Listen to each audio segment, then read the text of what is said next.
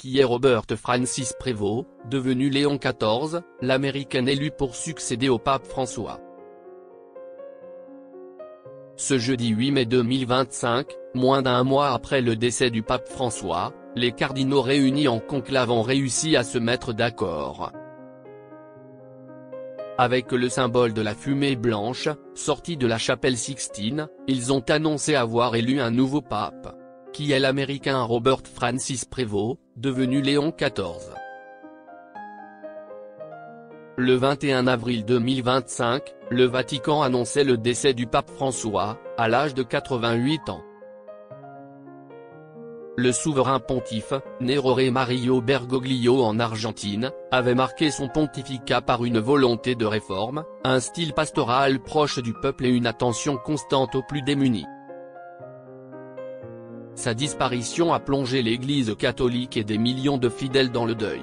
Les funérailles se sont tenues le 26 avril en la basilique Saint-Pierre, à Rome, en Italie.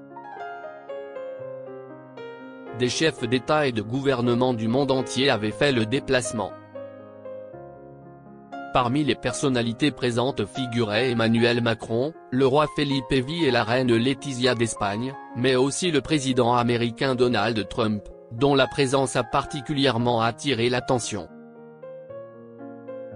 Ce dernier a notamment eu un bref échange avec le président ukrainien, Volodymyr Zelensky, en marge de la cérémonie, une conversation qualifiée de très productive par la Maison-Blanche, bien que son contenu exact reste encore inconnu. Un nouveau souverain pontife pour succéder au pape François. À la suite de la disparition du souverain pontife, les cardinaux du monde entier se sont réunis à huis clos au Vatican pour un conclave.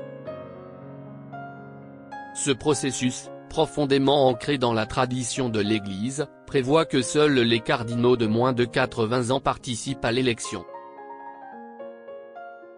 Isolés dans la chapelle Sixtine, ils votent jusqu'à ce qu'un candidat recueille les 2/3 des voix. Chaque tour de scrutin est suivi par une fumée, noire en cas d'échec, blanche lorsqu'un pape est élu.